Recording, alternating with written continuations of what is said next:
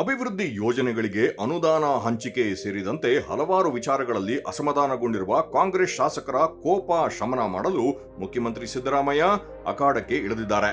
ಅಭಿವೃದ್ಧಿ ಯೋಜನೆಗಳಿಗೆ ಯಾವುದೇ ಅನುದಾನ ನೀಡುತ್ತಿಲ್ಲ ಎಂದು ಆರೋಪಿಸಿ ಶಾಸಕ ಸ್ಥಾನಕ್ಕೆ ರಾಜೀನಾಮೆ ನೀಡುವುದಾಗಿ ಬೆದರಿಕೆ ಹಾಕಿರುವ ರಾಜು ಕಾಗೆ ಸೇರಿದಂತೆ ಹಲವು ಶಾಸಕರನ್ನು ಜೂನ್ 25ರಂದು ಉಪಹಾರ ಕೂಟಕ್ಕೆ ಆಹ್ವಾನಿಸಿದ್ದಾರೆ. ಮುಖ್ಯಮಂತ್ರಿ ಸಿದ್ದರಾಮಯ್ಯ ದೆಹಲಿಯಿಂದ ಹಿಂದಿರುಗಿದ ಕೂಡಲೇ ಕಾಂಗ್ರೆಸ್ಸಿನ ಎಲ್ಲ ಶಾಸಕರನ್ನು ಭೇಟಿ ಮಾಡಿ ಅವರ ಅಸಮಾಧಾನ ತಣಿಸಲು ತೀರ್ಮಾನಿಸಿದ್ದಾರೆ. ಜೂನ್ 25ರಿಂದ ಪ್ರತಿನಿತ್ಯ ತಂಡವಾಗಿ ಕಾಂಗ್ರೆಸ್ಸಿನ ಕೆಲವು ಶಾಸಕರನ್ನು ಭೇಟಿಯಾಗಿ ಅವರ ಕುಂದುಕೊರತೆ ಆಲಿಸಲು ಮುಖ್ಯಮಂತ್ರಿ ಸಿದ್ದರಾಮಯ್ಯ ಆಡಳಿತದ ಹಲವು ಹಂತಗಳಲ್ಲಿ ಎದ್ದಿರುವ ಅಪಸ್ವರ ತಣಿಸಲು ಮುಂದಾಗಿದ್ದಾರೆ.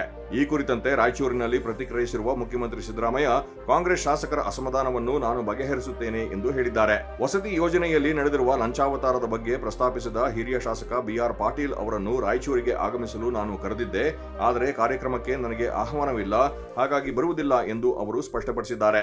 ಇದೇ 25ಕ್ಕೆ ಬಂದು ತಮ್ಮನ್ನು ಭೇಟಿಯಾಗುವುದಾಗಿ ತಿಳಿಸಿದ್ದಾರೆ. ಅವರೊಂದಿಗೆ ನಾನು ಚರ್ಚೆ ಮಾಡುತ್ತೇನೆ ಎಂದರು. ಕಾಗವಾಡ ಕ್ಷೇತ್ರದ ಶಾಸಕ ರಾಜು ಕಾಗೆ ಅವರೊಂದಿಗೂ ಮಾತನಾಡುತ್ತೇನೆ. ಅವರ ಅಸಮಾಧಾನಕ್ಕೆ ಕಾರಣವೇನು ಎಂದು ತಿಳಿದುಕೊಂಡು ಅದನ್ನು ಬಗೆಹರಿಸಲು ಪ್ರಯತ್ನಿಸುತ್ತೇನೆ ಎಂದು ಹೇಳಿದರು. ಮುಖ್ಯಮಂತ್ರಿಯವರ ವಿಶೇಷ ಅನುದಾನ ಎಂದು ಯಾವುದೂ ಇಲ್ಲ, ಬಜೆಟ್ನಲ್ಲಿ ಆ ರೀತಿ ಪ್ರಸ್ತಾಪಗಳಿರುವುದಿಲ್ಲ.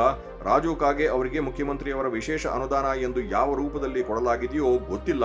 ಅಗತ್ಯ ಇರುವ ಕಡೆಗೆ ವಿಶೇಷವಾಗಿ ಅನುದಾನ ನೀಡಬೇಕಾಗುತ್ತದೆ, ಆದರೆ ಮುಖ್ಯಮಂತ್ರಿಯವರ ಅನುದಾನ ಎಂದು ಯಾವುದೂ ಇಲ್ಲ ಎಂದರು. ಇನ್ನು ತಮ್ಮ ದೆಹಲಿ ಪ್ರವಾಸದ ಕುರಿತಂತೆ ಪ್ರತಿಕ್ರಿಯಿಸಿರುವ ಅವರು, ದೆಹಲಿಗೆ ಭೇಟಿ ನೀಡುತ್ತಿರುವ ತಾವು ಪ್ರಧಾನಮಂತ್ರಿ ಭೇಟಿಗೆ ಸಮಯ ಕೇಳಿದ್ದೇನೆ. 16ನೇ ಹಣಕಾಸು ಆಯೋಗದ ಅಧ್ಯಕ್ಷರನ್ನು ಭೇಟಿ ಮಾಡಿದ ವೇಳೆ ಕೆಲ ವಿಷಯಗಳ ಚರ್ಚೆಯಾಗಿವೆ. ಅದರ ಬಗ್ಗೆ ಪ್ರಧಾನಮಂತ್ರಿ ಗಮನ ಸೆಳೆಯಲು ಸಮಯ ಕೇಳಿದ್ದೇನೆ ಎಂದು ತಿಳಿಸಿದರು. ರಾಜ್ಯದ ಬಹಳಷ್ಟು ಮಸೂದೆಗಳು ಬಾಕಿ ಇದ್ದು ಅದರ ಬಗ್ಗೆ ಗಮನ ಹರಿಸಲು ರಾಷ್ಟ್ರಪತಿಯವರಿಗೆ ಮನವಿ ಸಲ್ಲಿಸಲು ಸಮಯ ಕೇಳಲಾಗಿತ್ತು. ರಾಷ್ಟ್ರಪತಿಯವರು ನಾಳೆ ಬೆಳಗ್ಗೆ 11:20ಕ್ಕೆ ಸಮಯ ನೀಡಿದ್ದಾರೆ ಎಂದರು. ಪ್ರಧಾನಮಂತ್ರಿ ಕೇಂದ್ರ ಹಣಕಾಸು ಸಚಿವರ ಭೇಟಿ ಮಾಡಿ ಚರ್ಚಿಸಲು ಸಮಯ ಕೇಳಲಾಗಿದೆ. ಕಲ್ಯಾಣ ಕರ್ನಾಟಕ ಭಾಗಕ್ಕೆ ವಿಶೇಷ ಅನುದಾನ ನೀಡಲು ನಾಳೆ ಕೇಂದ್ರ ಸರ್ಕಾರಕ್ಕೆ ಪ್ರಸ್ತಾವನೆ ಸಲ್ಲಿಸಲಾಗುವುದು. ಈಗಾಗಲೇ ರಾಜ್ಯ ಸರ್ಕಾರ 5,000 ಕೋಟಿ ನೀಡುತ್ತಿದೆ.